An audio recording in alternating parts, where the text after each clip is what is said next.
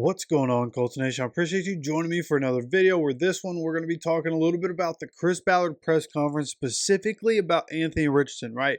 We talked about the rest of the press conference, things to really to want to know about that press conference coming out of it. If you didn't watch the press conference, you just want to review after this video, go check that one out. We talked about a lot of things from the press conference in that video. Got some more things coming up from that press conference, just some other things to put into their own video.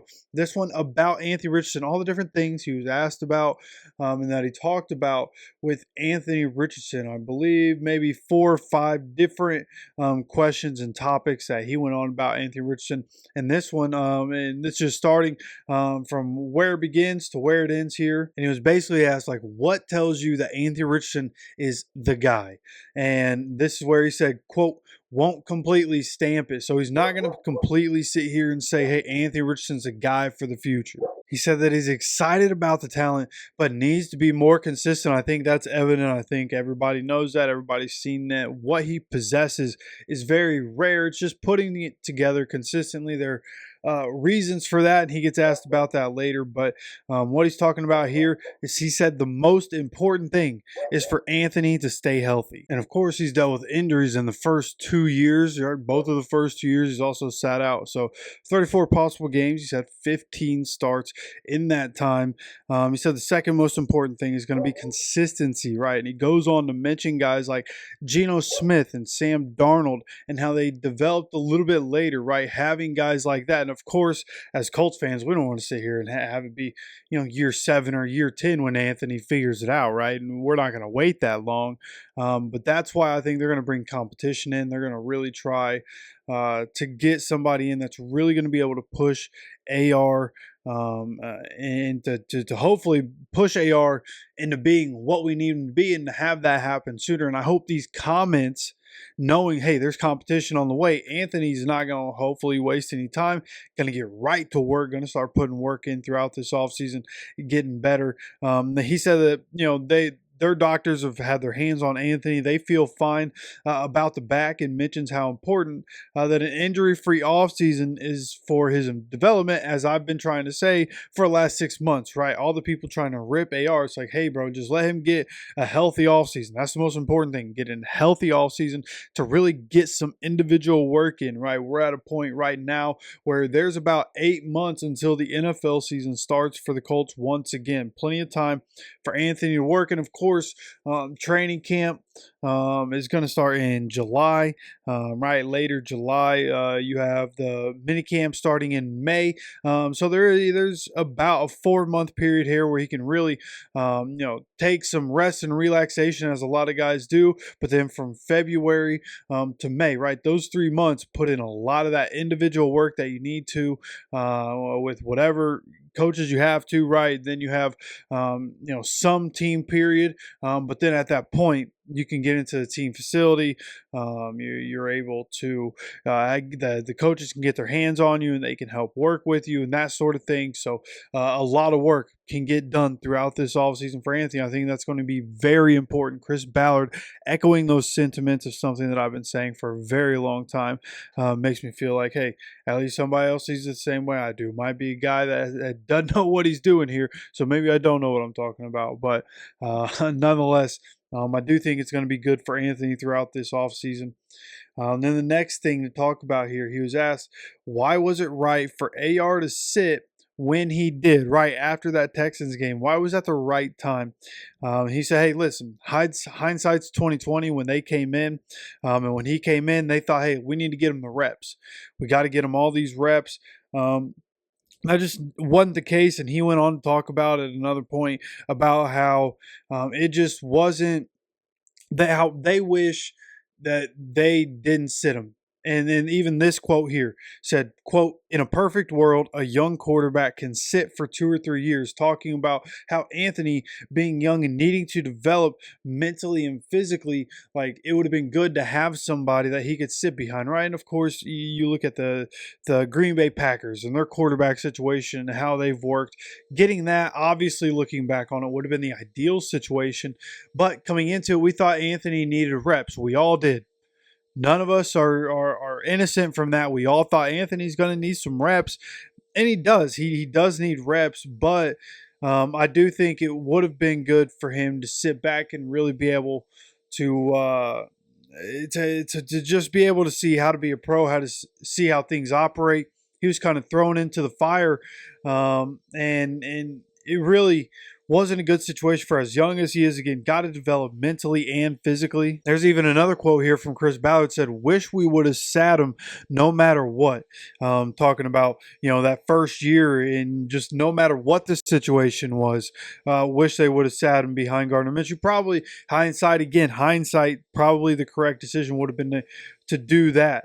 But then goes on to talk about here, says believes playing him and getting hurt was detrimental to his development, which it was. That's once again something we've talked about a lot, right? Not being able to work out through the offseason last year. Chris Ballard mentioned that as well. I just think it was a big detriment to his career. And then talking about Anthony, he said, quote, he was drowning. So that Shane was the first one to really bring it up and point it out. But that when they looked at the entire situation as a whole, like Anthony, he was just, you could tell he was just in over his head, felt like he was in over his head. And again, this is part of developing mentally, right? Physically, he's a freak. Developing mentally as a young man. Again, he's only 22 years old. Developing mentally to be able to handle the situation, to be able to handle the workload of what's being asked of him. And before he was sat, seemingly he wasn't able to handle it. You get in the games, his poise was taking a hit, right? You see that, and that's honestly probably something that needs to be worked on the most. Keeping his poise. It's like different time at the beginning of the season. You know, wasn't perfect, but he looked decent. And then you just saw up to the point where he got benched, just seemingly regressing. And one of the problems, something we talked about on this channel, Anthony has a tendency to get the happy feet, right? Where he just gets unsettled. He doesn't even need to. He just has a habit of getting unsettled when he's looking down the field. And I thought it might just be because he's so twitchy because his mind's working so fast. That's what Chris Ballard was saying, was that Anthony, his mind just is speeding up so fast, going so fast that he's just all over the place trying to look. And that's something that internally, like, has to be figured. I don't know if that's, you know, kind of something where you have to get a guy on a medication. Is that something he can work on with like meditation sort of things and focus? Is that what it would take? Like, however you work on that, of course, that's going to have to be figured out, because you want your quarterback to be calm in the pocket, somebody that's going to sit back, because when he has poise, you saw him come back after being benched, had a couple of good games, right? Obviously, the Jets game being the best of his career, and he just looked calm the entire time. He had control throughout, and even that 19-play drive in the Patriot, like he was calm, he was poised, he was in control throughout that drive, even on fourth downs when he had to make a throw. So we've seen him be able to do it. It's just consistency, which goes back to the first thing. Is, hey, we just got to see it. He's not the guy yet. Until you see him consistently making those plays, consistently helping the team win with the plays that he makes, he's not that guy, right? And I thought it was interesting, Chris Ballard talked about coming back out of Anthony Richardson, like before Anthony Richardson was announced that he was coming back, right? There was a meeting that had to happen, and Chris Ballard said that the veteran players and leadership on the team, which does include Anthony, so Anthony was included in this meeting. They had an hour-and-a-half meeting, and they talked about where they were as a team and where they needed to go and what they needed to do to try to get to where they wanted to go, was into the playoffs and try to make a run. And in this meeting, they also, the veterans on this team, the DeForest Buckners of the world, and DeForest has talked about what he said. They also told AR what they expect from him as a starting quarterback, what the standard is from him as a starting quarterback, and what needs to happen going forward. So hopefully with the leadership of this team, hopefully there's an understanding of what it's going to take, and hopefully Anthony's able to get that done. Of course, we're going to have to see it going into next year, right? And then the next thing he was asked about, how Anthony is a two-time captain. Why did he get to that point when there are question marks around the work that he put into it? And this is where Chris Ballard asked James Boyd, like, hey, do you have kids, right? Says he uses the analogy of your kids not doing what you want them to do.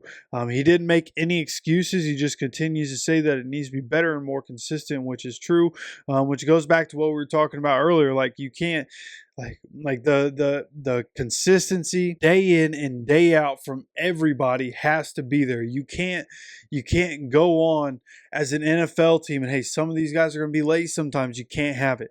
Right? What did Chris Ballard say? He said, today's compromises become tomorrow's standards. And that quote right there, that one hit. All right, that one's kind of a banger from Ballard. Okay, and that's what it's going to have to be in the building. Paint that on the walls. Today's compromises become tomorrow's standards. That needs to be what we're preaching going forward. You cannot compromise on any of the little things, especially with your quarterback. I'm glad they held him accountable. Everybody was like, oh, well, who else is going to get held accountable? Who else is going to get held accountable? Well, the quarterback's different. You got to hold him accountable, especially a young quarterback. Get him pointed in the right direction. That's what they try to do. Okay, now we already kind of talked about, but there will be competition for AR. That will happen. Okay, the draft has bad quarterbacks, so we will go over the options of quarterbacks. I wouldn't expect us to go in the draft and get a quarterback. I know this is one thing that I disagree with at DropBallsPod on Twitter. See Lou. I don't know if he watches videos. If you do, brother, it's just one I disagree with. I think this draft, there's not a single quarterback in this draft that you would bring in. I mean, maybe Shedeur Sanders, but not really a single quarterback in this draft that I would bring in and be like, oh, boom, direct competition with Anthony Richardson. I just don't think that with what Anthony Richardson possesses, even though you go through the ups and downs with Anthony, what he possesses, his potential, bigger than what you're getting from any guy in this draft. So if you're going to bring in competition, there are other free agent options that are intriguing. And we will go over those soon. Subscribe, notifications on so you get notified when that happens. We will have those videos at some point. Free agency a little ways away. So want to address more of these things that are more pertinent, but we will go over free agent options very soon in the near future. But other things, just a couple more things here. Can he improve his accuracy? And just as I've tried to tell people, yes, he can get better with it. It is something quarterbacks can work on. We've seen it, especially recently, right? And of course, most notably, you're looking at guys like Josh Allen and a guy like Lamar Jackson, who were running quarterbacks who figured out how to pass and got better in that. And like I said, this is exactly what I've been saying all this time. His mind is going a million miles per hour, and it makes him get jittery in the pocket. That's just a thing that happens. When he gets jittery, he's not calm and relaxed, and it affects his accuracy. These are all things that we've talked about. Right. And then when you think physically, he's just going to have to be able to figure it out. Right. He's going to have to be able to work on, the mechanics. He's going to have to work on figuring out how to keep himself grounded and to keep himself, hey, these are my progressions. I don't need to speed it up. Right. It's time to slow things down. I know what I'm doing. Right, which is going to be a big part of this offseason. He has to know what he's doing. A big part of what we've talked about, right? Him figuring out what the work that's put into it, being more prepared for the opportunity at hand. And I think we're going to see a better version of Anthony in 2025. I think he'll be able to get these things figured out. It's not going to be overnight that he's going to be throwing 68% completion percentage in a season. But I think if we can get him at 58% next year, I think that's good for where he's at in his development, for his age, for everything, the improvement that we would see for him to get to 58% from not only him, but the team, right? You think about what his completion percentage could be if the team didn't drop any passes and what that could have looked like if he got a little bit of help, right? Guys diving for balls. Yeah, Anthony might, it might sail a little bit. A couple of those, hey, if you would have sold out for it, like Alec Pierce was doing throughout the season, hey, maybe your numbers would have been better. Maybe your quarterback's numbers would have been better. So a little give and take right there. And of course, that part comes down to Chris Ballard. But mentally, really maybe the biggest part of his development and getting better at accuracy. I don't know how he's going to be able to do it, but practice what's going to work for you. You need to practice it until it's habit. You have all this time in the offseason. Just rep it. The same thing over again and over again and over again. You're going to get tired of it, but though you can't get bored with the process if you want to be great, right? So over again and over again and over again is what Anthony's going to have to do. Whatever works, whatever makes him the best version of himself, that's what we need him to do to be the franchise quarterback going forward, and I think he's going to be able to do it. Now, how do you hold him accountable when he's gone for months? This was a question that was asked, and he said, quote, due to NFL rules, can't work directly with him. We're not going to be able to hold his hand. So not holding his hand, that's good. You don't need to hold the hand or coddle any of these dudes. These are grown dudes, like grown men. All these dudes, having families or have their own thing. They make a lot of money. They're well off. You don't need to hold their hands. They should be able to figure it out and big boy this thing up. They're professionals. There have been ups and downs, but it's time to learn and grow and put the work in to get better. This is what Chris Ballard was talking about, how Anthony, through all of his ups and downs, this is just the time, hey, you have the offseason, all the things that you've been through, all the adversity. This is where you take that, figure out, hey, am I going to be built for this? If I am, this is the work that's got to be put in. Go put in the work. You got to learn. You got to grow. You got to put the work in, and you got to get better. That's what Chris Ballard, they know who he's working with, right? The people that he's working with through this offseason, they're going to, even though they can't put their hands on Anthony and they can't work directly with Anthony, they know who he's working with. They're going to be in communication with them and kind of having an ear in on, hey, how's Anthony's offseason going? What's working? What's not? What do we need to get better at? And that's what Chris Ballard's talking about. A lot of this just about, hey, we got to make sure Anthony comes in better, more focused. A lot of the stuff we've already talked about, right? Of course, he needs to stay healthy. Chris Ballard's saying that's the most important thing, and that's true. And that's why there's going to be another quarterback coming in, right? And who's that going to be? I don't know. There's a long list. I saw a list earlier on Twitter. There's a long list of free agent quarterbacks coming up. A lot of interesting options. And a lot of guys, there are guys that I think can push for the starting position with the inconsistencies from Anthony, depending on what he does in his offseason, how he comes into training camp. Hey, Anthony might lose that job going into the season. So we'll pay attention to what happens. And we'll talk soon about quarterback options coming in. There's going to be more of that. A lot of guys leaving the building. Going to be a lot of guys coming in. Who will that be? We're going to start going over that shortly with free agency coming up here in just a couple of months. So make sure you're subscribed. Make sure you have notifications on so you get notified anytime we drop any content on this channel. Of course, I appreciate you guys so much for stopping by for another video. And as always, take care of yourself, take care of each other, and go Colts.